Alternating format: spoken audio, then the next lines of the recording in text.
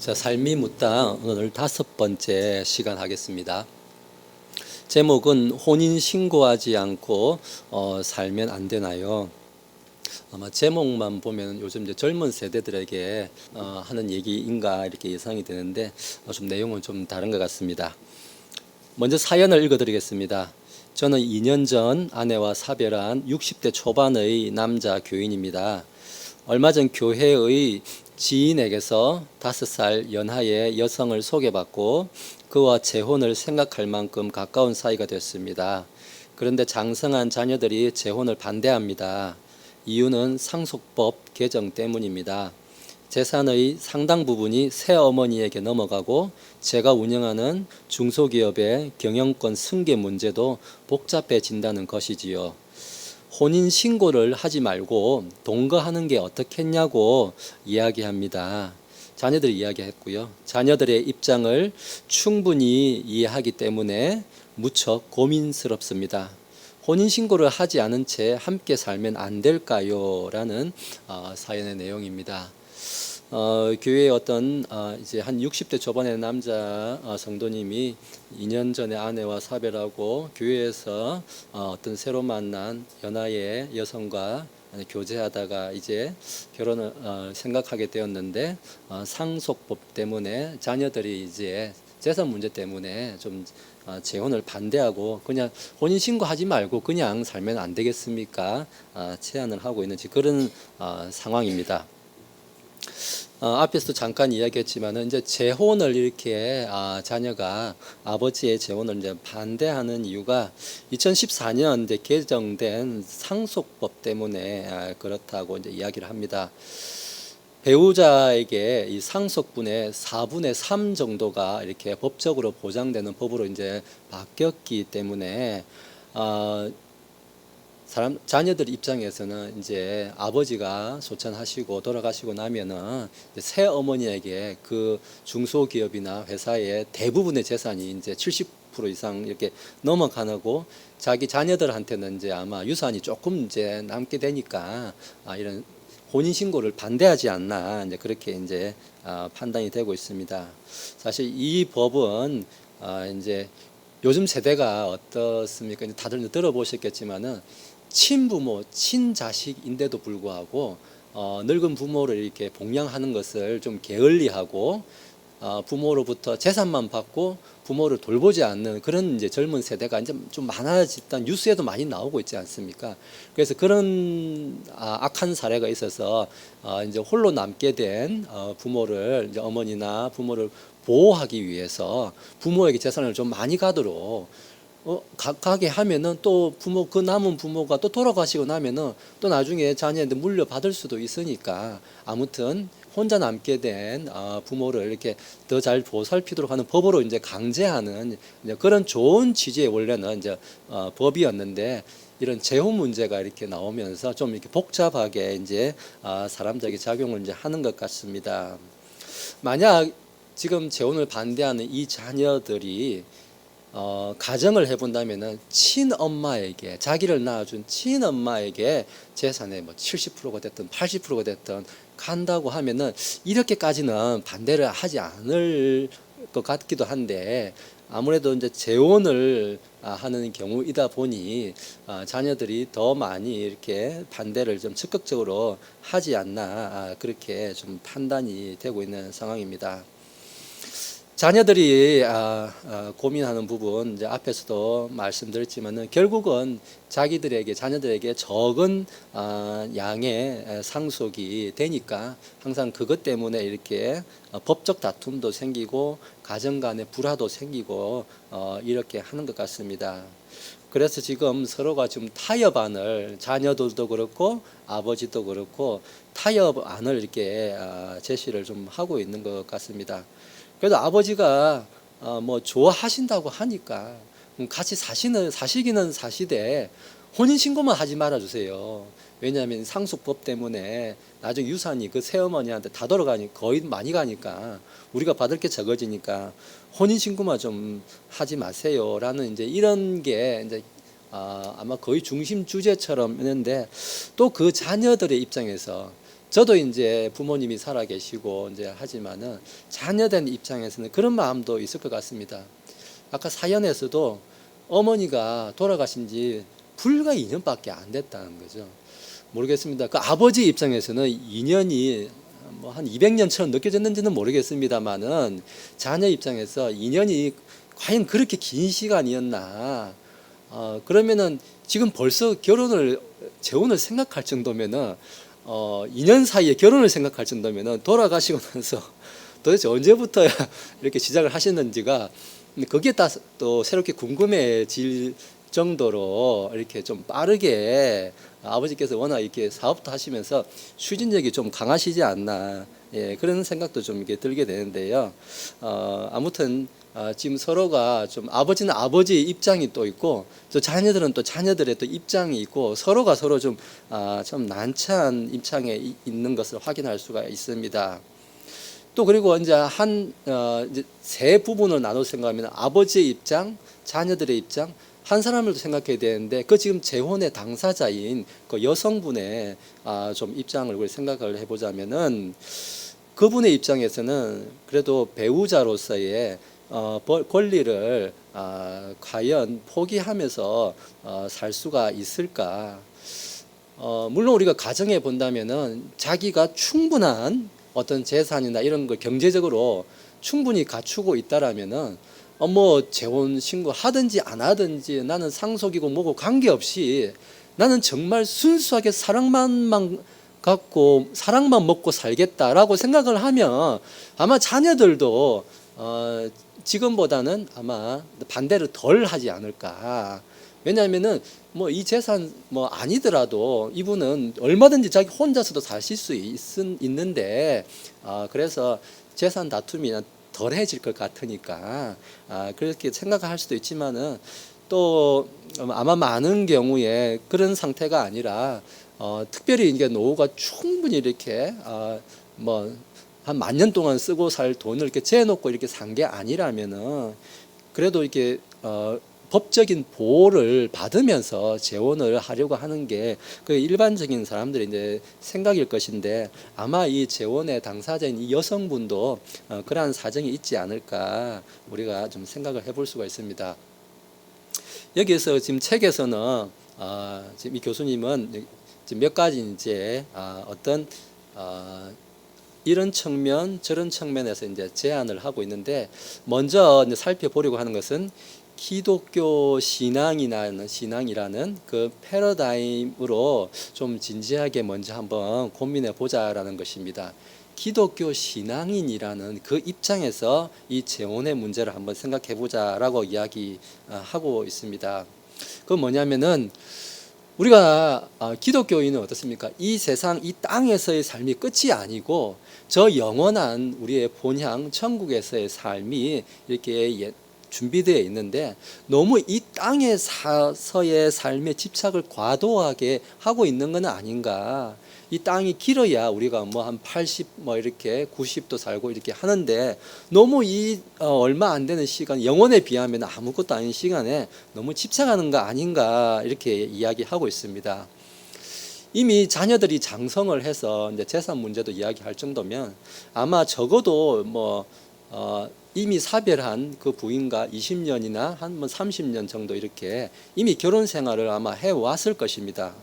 그런데 다시 또 재혼을 한다는 것은 어떤 새로운 여성과 또 지금 나이 60대 초반이면은 앞으로 한 20년이고 20몇 년이고 이렇게 결혼 생활 또 해야 되는데 그 새로운 결혼 관계라는 것을 꼭 그렇게 해야 되나라고 지금 이야기를 하고 있는 것입니다. 왜냐하면은 이제 새로운 이제 결혼 관계가 시작이 되면 그러면 이제 자녀들의 또 입장이 뭐냐면은 그동안 자녀들은 자기 어머니와 아버지와 그 20년, 30년 살았던 시간들이 있잖아요. 그죠?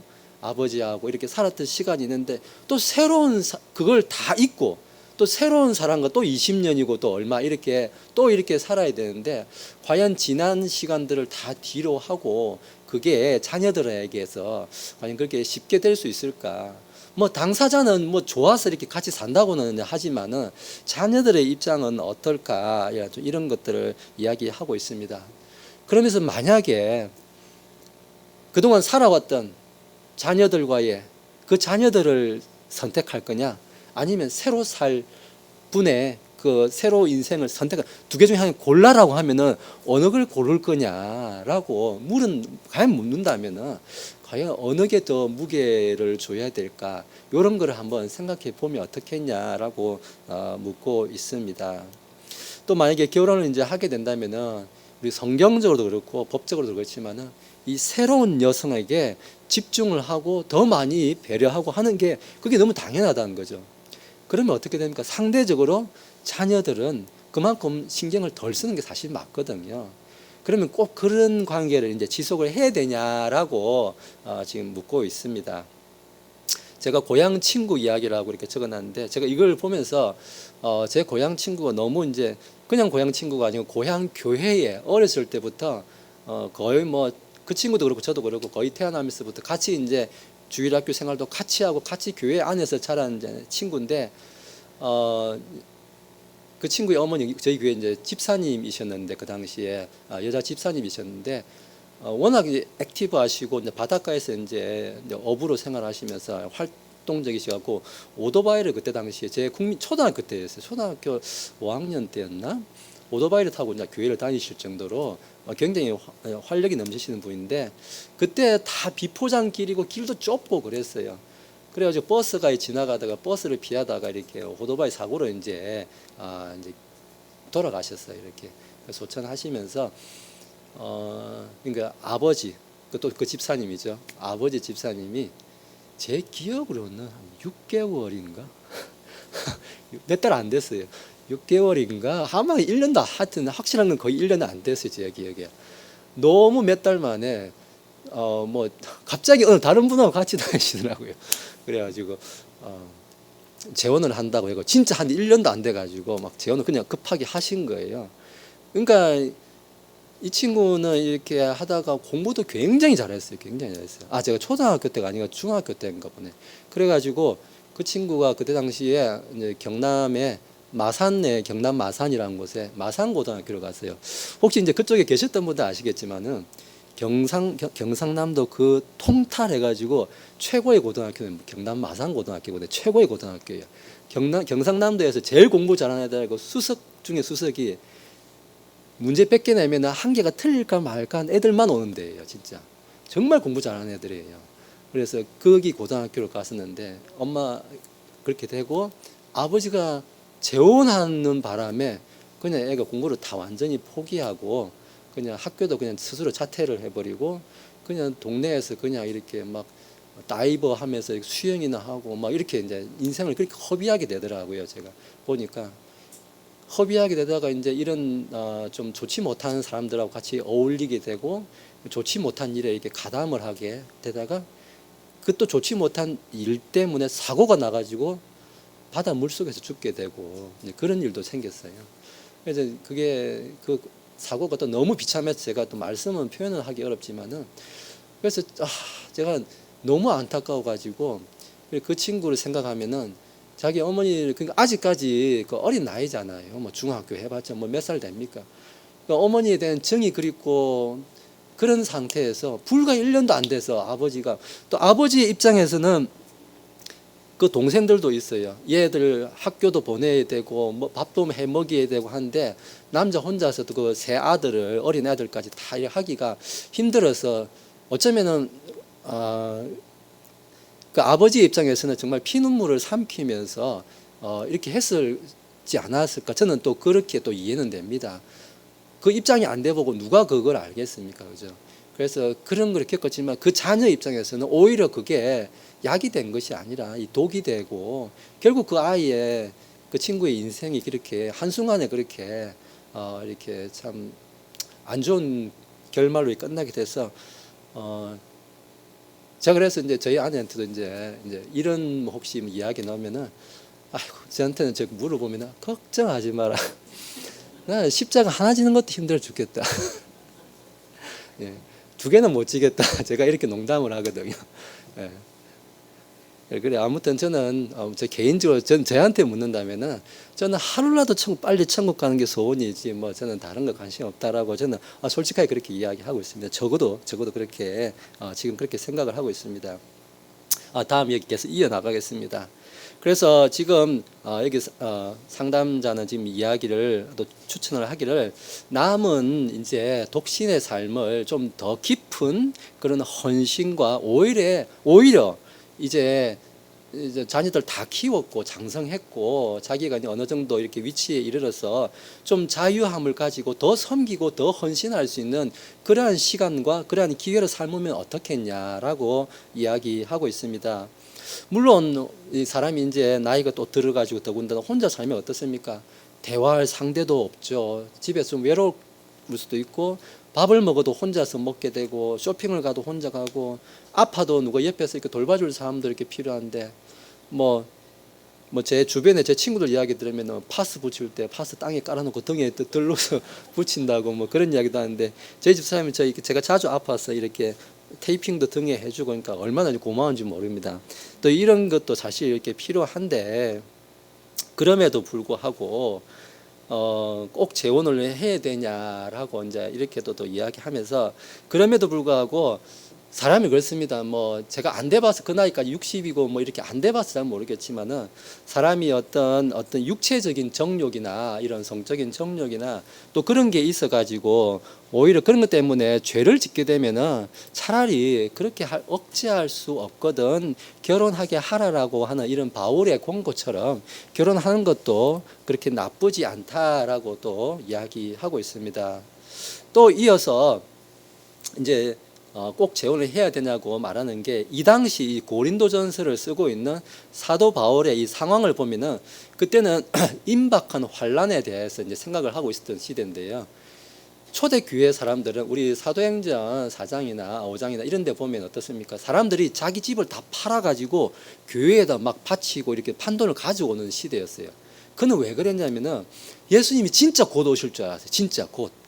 물론 곧 오신다는 말은 맞아요. 근데 우리가 사람들이 생각하는 곧은 한 1년 내로 오는 거 이런 거 보통 생각하잖아요. 그 말하고 벌써 몇 년 지났습니까? 한 2000년이 지났잖아요.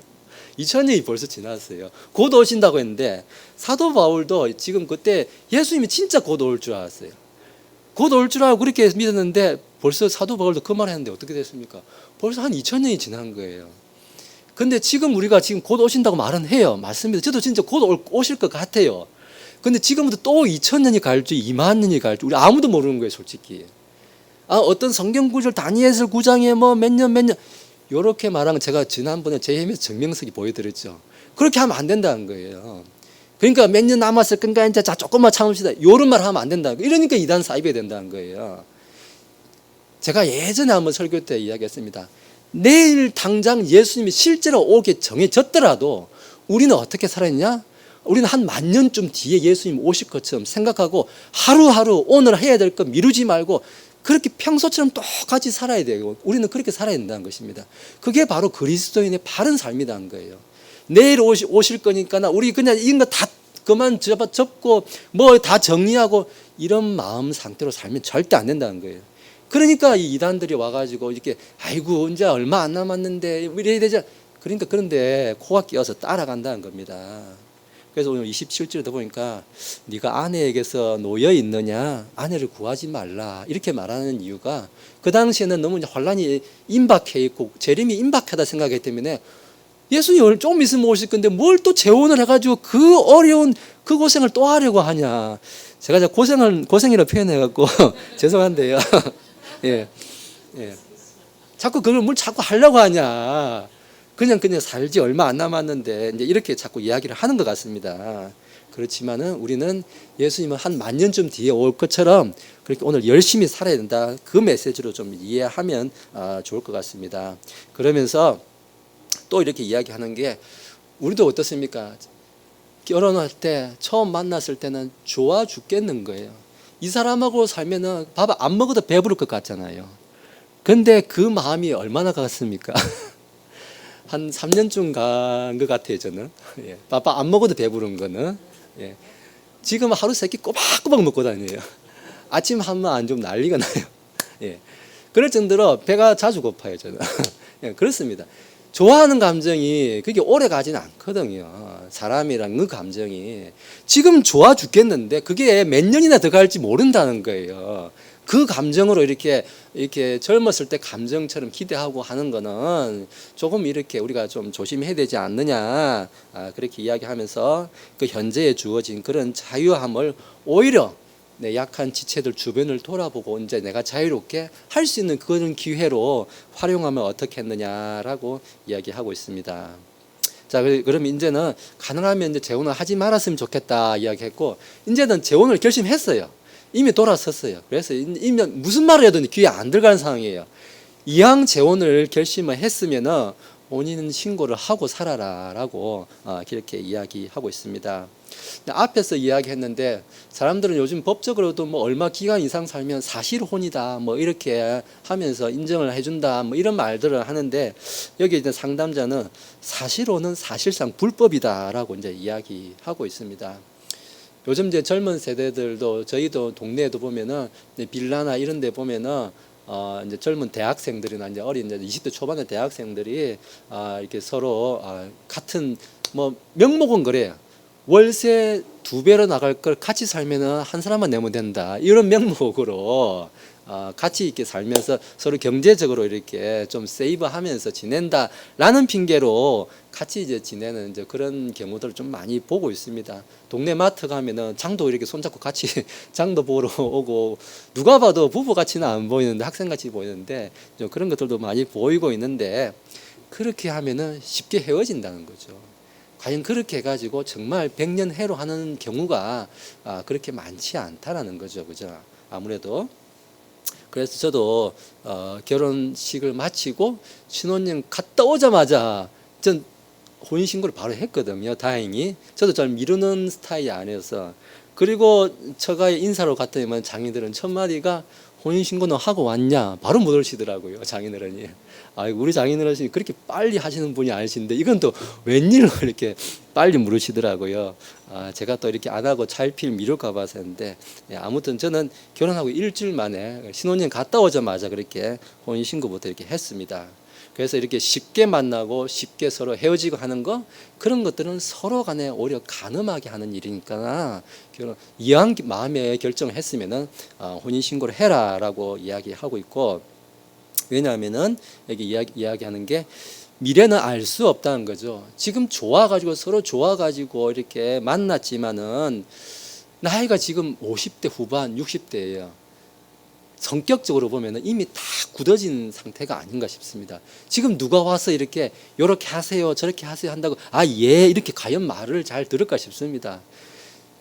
20대 그 좋아 죽겠는데도 만나도 서로 이제 조금만 지나면 말 안 듣, 서로 이제 막 고집 부리고 다투고 싸우고 네가 맞냐 내가 맞냐 이러고 있는데, 나이 50, 60에 이렇게 만났으면 서로 성격이 다 이제 모든 가치관 다 굳어진 상태인데, 여기서 누가 뭐 우리 이렇게 해야 되지 않겠어요 한다고 그래요 이렇게 과연 얼마나 그렇게 잘 할 수 있을까. 그래서 이런 걸 좀 생각을 해야 된다는 거죠. 그러면은 어떻습니까? 이거 안 되겠네. 그렇게 그냥 또 이렇게 몇 달 살다 그냥 바이바이 이렇게 돼버릴 수가 있으니, 마음의 결심을 했으면은 혼인 신고를 해가지고 빼도 박도 못하게 그렇게 해라라고 지금 이야기하고 있는 것입니다. 그리고 또 만약에 이제 아버지가 소천하시고 나면 그 재혼한 여성이 혼자 남으면은 자식들이 과연 잘 돌보겠느냐, 친엄마도 잘 안 돌보는 세상에 과연 잘 돌보겠느냐. 그러니까 혼인신고를 해줘야 된다. 그 여성을 위해서라도 이야기하고 있습니다. 아마 이제 마지막 페이지인 것 같습니다. 그러면서 이제 아버지에게도 자녀들에게도 그리고 이 여성분에게도 다 같이 자기 중심성, 자기 애, 자기만 생각하는 자기 애를 좀 서로 성찰하고 돌아보면서 이제 최선의 방법을 모색해야 된다라고 이야기하고 있습니다. 인간은 다 이제 본성적으로 항상 자기 입장에서 말하고, 어떤 다툼이 있으면은 자기 입장에서 얘기하고 자기 입장에서 이해하려고 하고 하는 게 누구나 다 마찬가지라는 거죠. 그래서 아버지도 아버지의 입장이 있기 때문에 자녀들이 좀 아버지의 입장을 헤아려 주어서 좀 양보를 좀 하고, 아버지도 마찬가지로 자녀들의 입장을 자기 그 자기를 낳아주고 길러주는 그 엄마를 생각하는, 친엄마를 생각하는 또 이런 마음도 좀 이렇게 헤아려 주고, 또 어떤 재산 문제 이런 것 때문에 또 이런 문제가 있으니까 자녀들한테 좀 이렇게 섭섭하지 않게 미리 재산을 아예 그냥 유산을 딱 정해서 먼저 변호사나 이렇게 해서 공정을 세워서 그걸 아예 미리 분배를 하고 나서 그럼 나중에 뭐 재원을 이렇게 결정하고 해도 또 되지 않느냐, 또 이런 뭐 제안도 이제 하고 있습니다. 그래서 고린도전서 10장에서는 모든 것이 나를 위해 적법하나 할 수 있으나 모든 것이 채워지지 않는다라고 이야기하는데, 자녀는 자기 자녀로서의 법적인 권리를 요구하는 게 사실 잘못은 아니잖아요, 그죠? 당연히 요구할 권리가 있어요. 또 아버지도 자기 권리를 주장할 수도 있고 행복 추구권을 주장할 수 있고, 그 여성분의 입장에서는 자기도 결혼을 했으니까나 배우자로서의 권리를 서로 주장을 할 수가 있지만은 모든 것이 다 정당은 해요. 그렇지만은 또 모든 것이 서로가 서로를 세워주고 하는 것은 아니다. 자기를 좀 여기 양보를 해야 된다라고 이야기하고 있습니다. 그래서 상담자나 또 여성 자녀들 모두가 다 좀 말씀에 비추어서 자기 속마음에 있는 것들을 이 디모데전서의 말씀을 통해서 서로 한번 돌아보는 시간을 가지면 어떻겠냐라는 말로서 맺고 있습니다. 제가 그래서 7절부터 10절까지 한번 읽어드리겠습니다. 우리가 이 세상에 아무것도 가지고 오지 아니하였은즉 아무것도 가지고 가지 못할 것이 확실하니 먹을 것과 입을 것이 있은즉 우리가 그것으로 만족할 것이니라. 그러나 부유하게 되고자 하는 자들은 사람들을 파멸과 멸망에 빠지게 하는 시험과 올무와 여러 가지 어리석고 해로운 욕심에 떨어지느니라. 돈을 사랑함이 모든 악의 뿌리이니 어떤 자들이 돈을 탐내다가 믿음에서 떠나 잘못하고 많은 고통으로 자기를 찔러 꿰뚫었도다. 이렇게 마무리 짓고 있습니다. 다들 뭐 여러 가지 이유를 말하죠. 내가 돈이 좋아서 그러는 게 아니고 사실은 하면서 다들 이 이야기도 하고 막 저런 이야기도 이렇게 포장을 많이 하는데, 결국 이야기하면은 다 싸우는 거는 결국 돈 때문에 다 싸우는 게 좀 그런 경우가 많습니다. 100% 그렇다고 말씀드리는 건 아니지만은 그런 경우가 우리가 좀 이 세대가 좀 많은 것 같습니다. 그래서 이런 것들을 서로 너무 과한 이렇게 탐욕을 가지고서 하면서 부모 자식 간에 그 오랫동안 살아왔던 그 전까지도 해치는 그런 일이 생기지 않도록 좀 각자가 이런 일이 생겼을 때 좀, 왜냐하면은 다 이게 나한테는 오지 말아라는 법은 없거든요. 누구나 이런 상황이 닥칠 수가 있는데, 그래서 이러한 경우에 우리는 어떻게 판단해야 되나, 내 자녀에 대한 생각, 또 자녀는 부모에 대한 생각, 또 먼저 보낸 내 배우자에 대한 생각, 혹은 또 새로 또 알게 됐으면 이건 어떻게 되나, 이런 것들을 그리스도인으로서 우리가 세상 사람의, 세상만 보고 이 세상이 단 줄 알고 하는 세상 사람의 관점만 생각하지 말고 정말 성도로서 어떻게 생각해야 되나, 우리는 저 영원한 땅을 이렇게 그리스도와 함께하는 삶을 보고 가는 우리는 어떻게 살아야 되나, 이런 것들을 한번 다시 생각해보는 그런 시간이 되었기를 바랍니다. 예, 오늘은 이것으로서 마치도록 하겠습니다. 기도하시겠습니다.